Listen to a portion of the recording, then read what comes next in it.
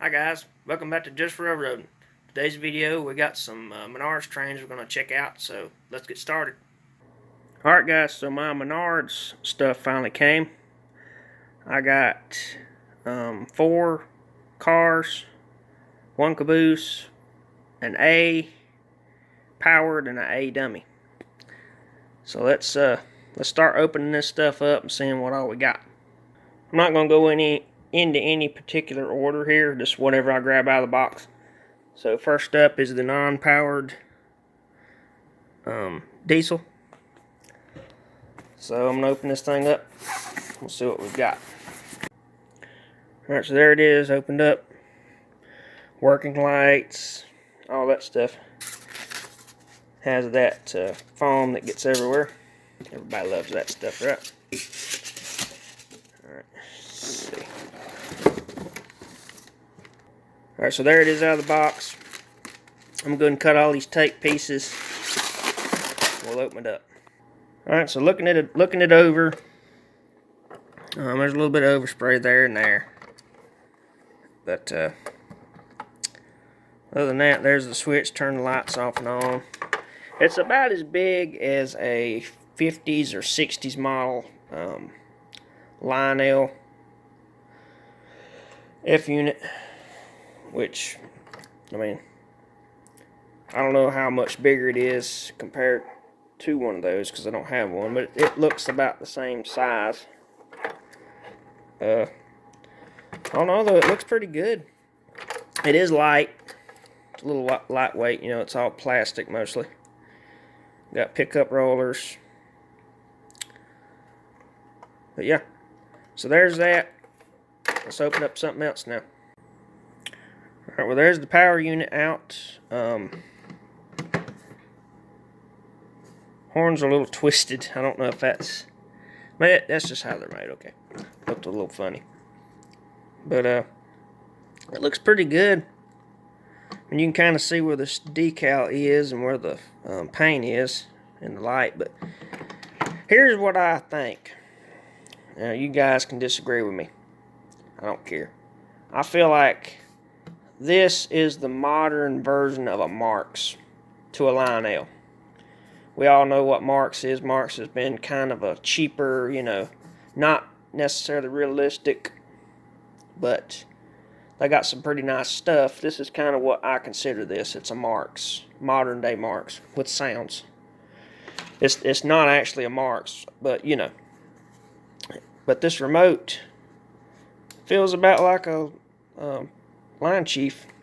I did have a little issue getting this out of the box. This was stuck, and it kind of peeled the bottom of it up a little bit, but it's okay.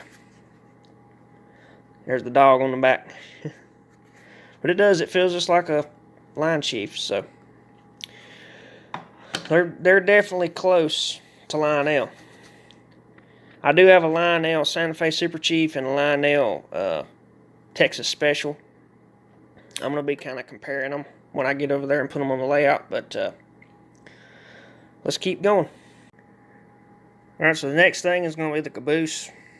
I'm not going to film anymore because I'm sure it's going to be boring if I film opening every single box.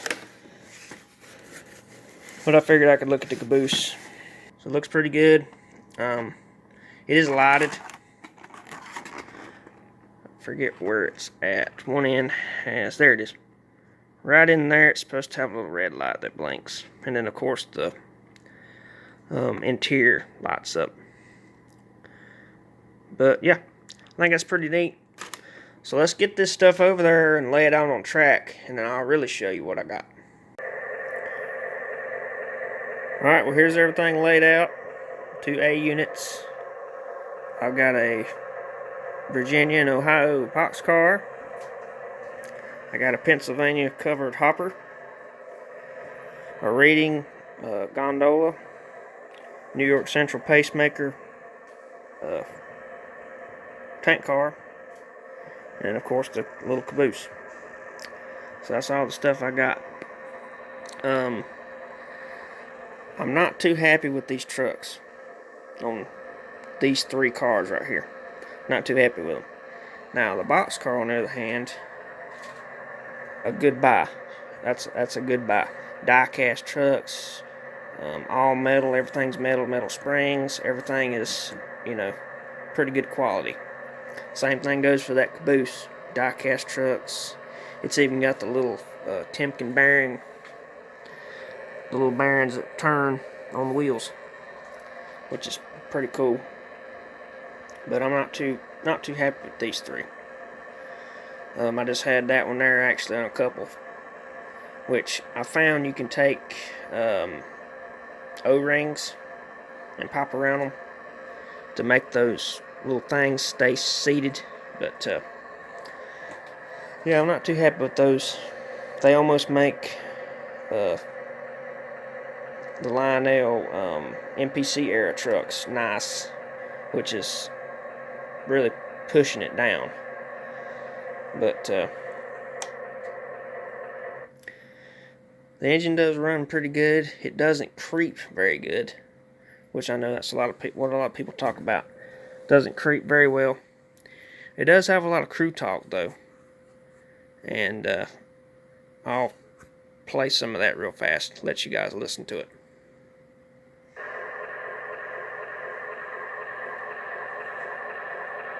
Brake test looks good.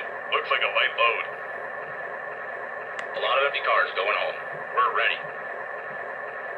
Dispatch, train 9297 North is awaiting clearance. 9297 North, confirmed you're a go. Track's clear, proceed at will. Confirming signal is green. We're rolling and clearing the yard throat now. Next stop, Crestline. Confirm green signal. The train is all on the main line track. Confirm yard clearance, and you have the main through mile marker 116. Roger that, dispatch. 9297 North, out. We still have a slow order at mile 73 for track maintenance. They're taking forever to extend that siding. Last time we stopped there, we barely had light for all the cars. Detector 21B. Train 9297 North. No detected overheat. Dispatch, 9297 North. No overheats at 21B. Copy 9297 North. Looks like that truck driver's trying to beat the train. Better give it a long horn blast. Man, that was close. I didn't think he was going to stop in time. Is that Fred on the opposite main? Looks like some of the plywood on that lead flat are working themselves loose. 9297 North to 3945 South. Looks like you have some moving lumber. 3945 South to 9297 North. We're keeping an eye on it. I think we can make it to the yard before the wood starts to fly. Thanks for the heads up. 9297 North, Amtrak 1652 is running late, so you may have to hold at Menardsville Junction. Dispatch, 9297 North confirms the yellow signal and anticipate the delay. 1652 is usually ahead of schedule.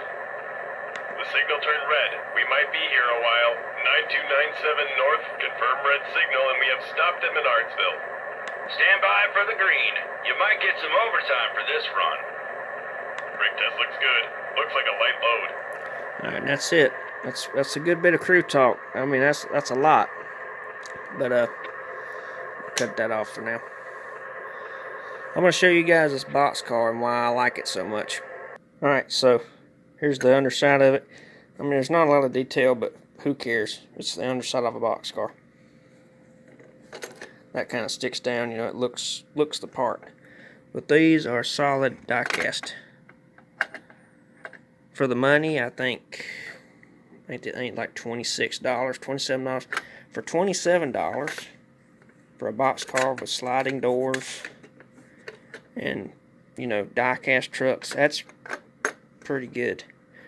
Now everything's painted on. There's nothing separately applied.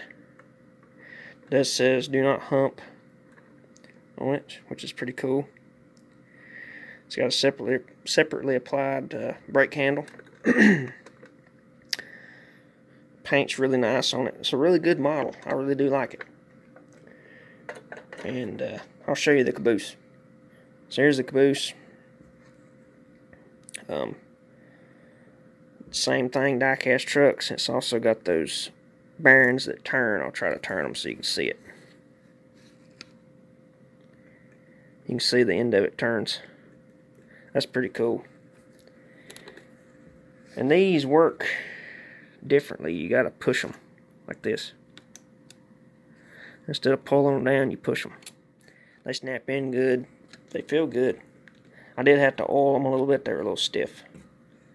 But yeah, I'm pretty pleased with, you know, this and that.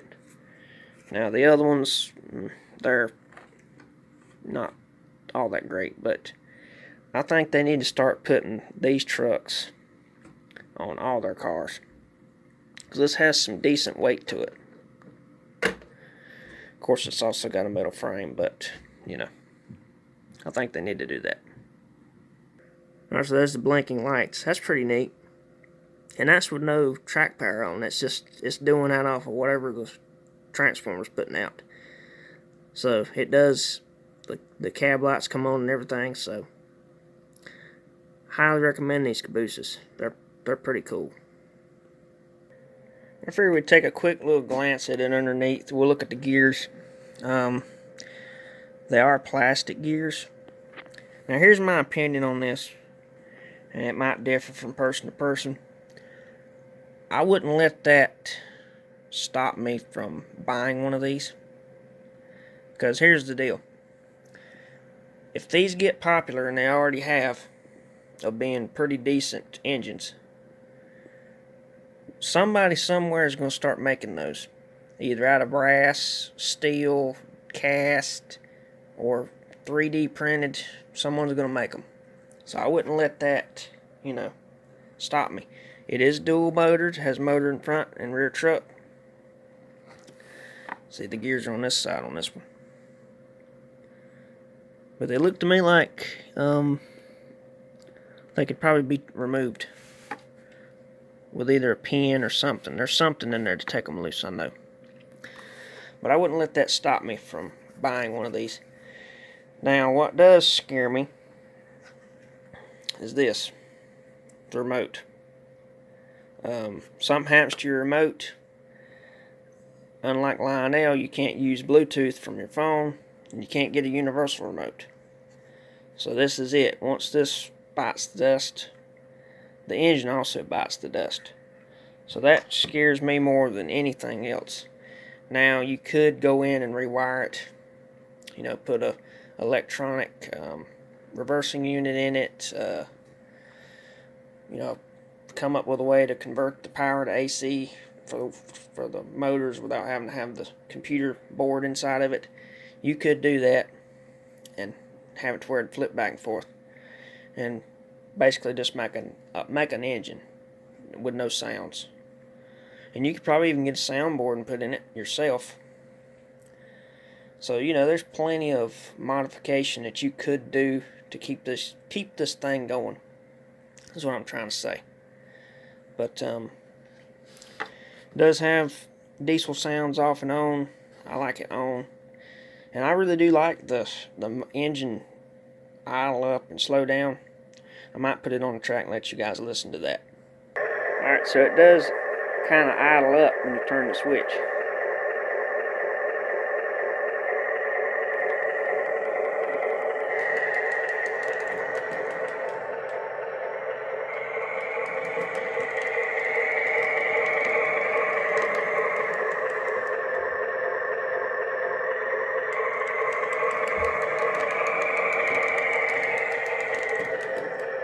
Alright, I figured I'd show this real quick. That's a Lionel Texas Special. Of course, this is the Menards, obviously. But the size comparison to them, how well it'll show. But I want to say the Lionel and the Menards are the same height and width. Just they're different lengths, as you can see.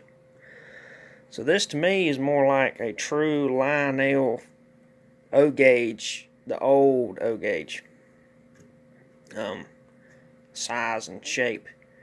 That's more like supposed to be semi-scale, I guess, but really it's pretty good sized.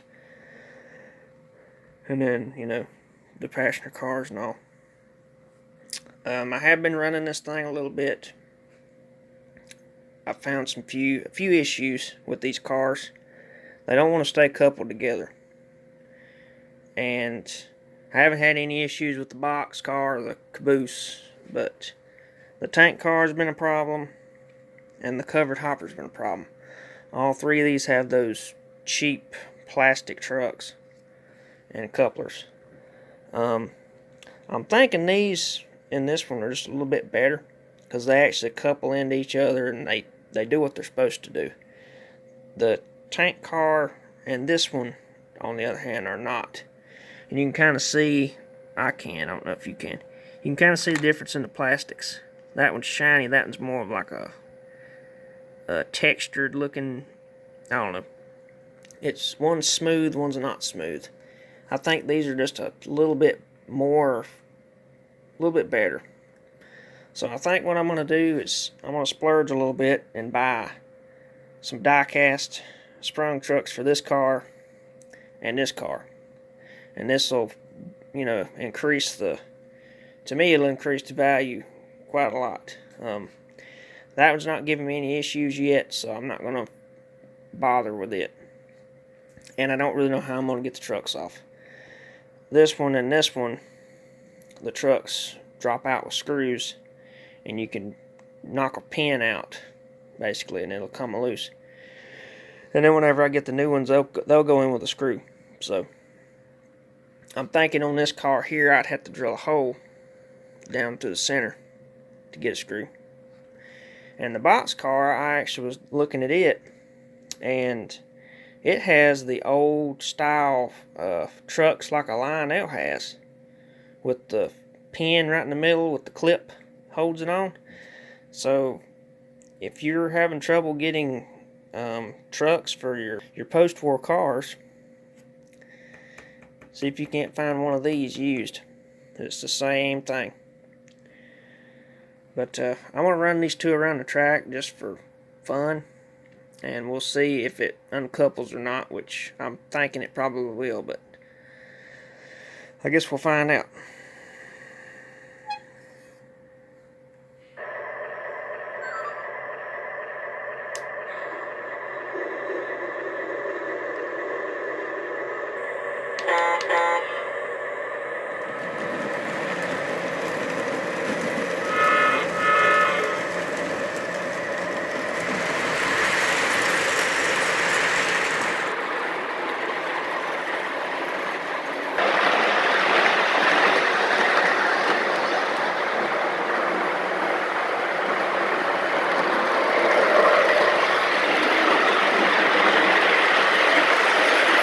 And there it did it again.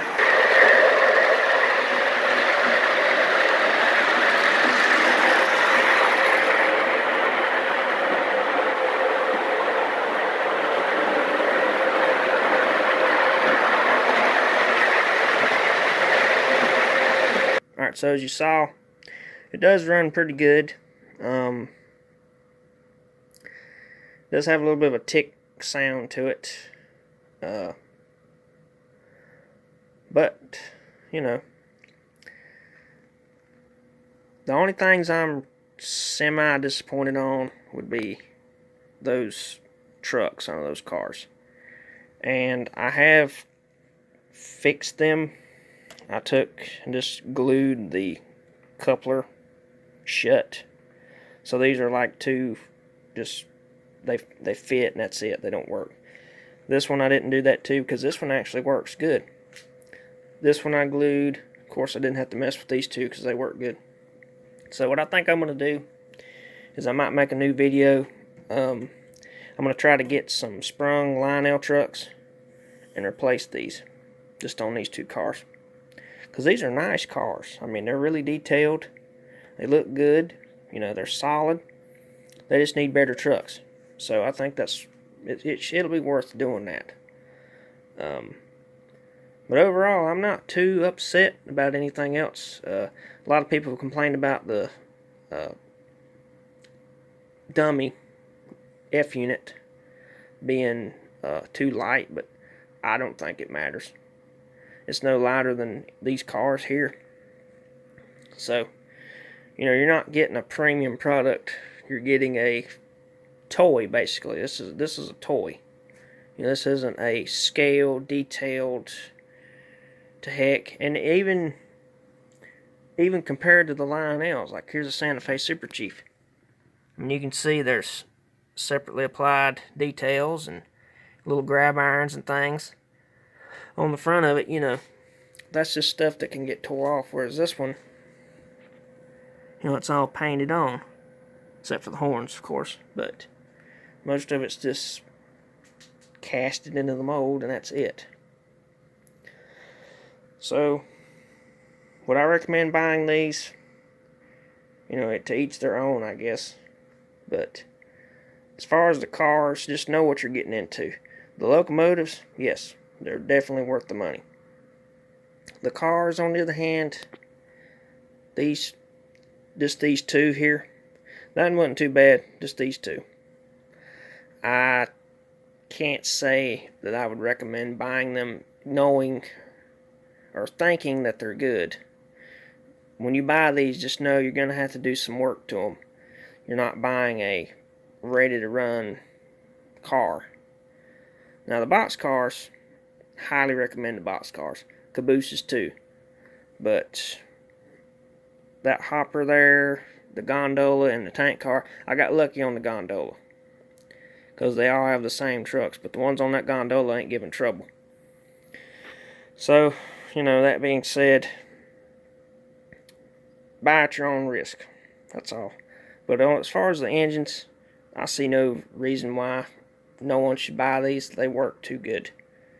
And the caboose too. That caboose is cool with the little flashing red light. Alright guys, I'm going to go ahead and wrap the video up. I hope everybody found it to be informative or, you know, good. So, like I said, I would recommend buying the engines, but, you know, beware of the cars and their issues. But, hope you guys enjoyed the video. I'll see y'all on the next one. Bye-bye.